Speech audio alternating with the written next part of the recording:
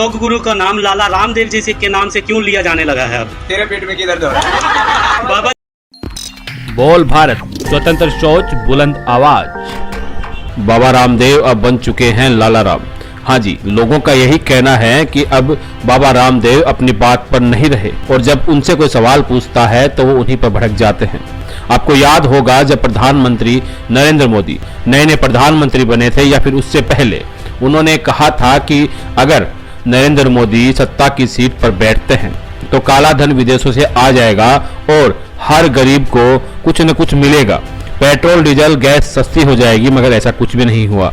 आज जब पत्रकार या फिर आम पब्लिक उनसे जब ये पूछती है, इन्हीं सवालों पर जवाब मांगती है, तो रामदेव बाबा उन्हीं पर भड़क जाते हैं। आपको याद होगा रामदेव बाबा से कुछ पत्रकारों ने ऐसे सवाल पूछे थे। आज वो पत्रकार उन स्टूडियो में नहीं दिख रहे क्योंकि बाबा रामदेव का जो पावर है वो कोई नहीं समझ पा रहा। कालाधन आएगा तो पेट्रोल 30 रुपए का हो जाएगा, ऐसा आपने कहा था, लेकिन अभी दाम इतने बढ़ रहे हैं तो इसका मतलब कालाधन देश में बढ़ रहा है क्या?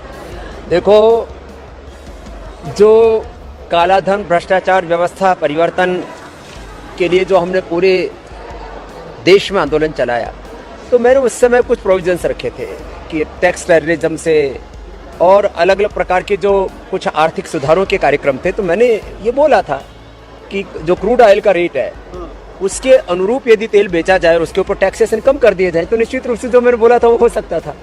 अब सरकार ने जिस तरह से पूरी अर्थव्यवस्था को संजोया हुआ है, अब उनको राष्ट्रहित के सामाजिक कार्यों को भी जारी रखना है, अलग अलग आर्थिक चुनौतियां हैं, सरकार को सरकार भी चलानी है, तो उसके लिए उनको जो टैक्स है उसको नहीं हटा पा रहे हैं, तो कभी ना कभी तो ये सपना साकार हो गया। जी, आपने तो टीवी चैनल पर यह कहा था कि कौन सी सरकार आपको चाहिए, 40 रुपए पेट्रोल वाली सरकार, 300 रुपए सिलेंडर वाली सरकार? मैंने कहा था पूछ पड़ेगा मेरी।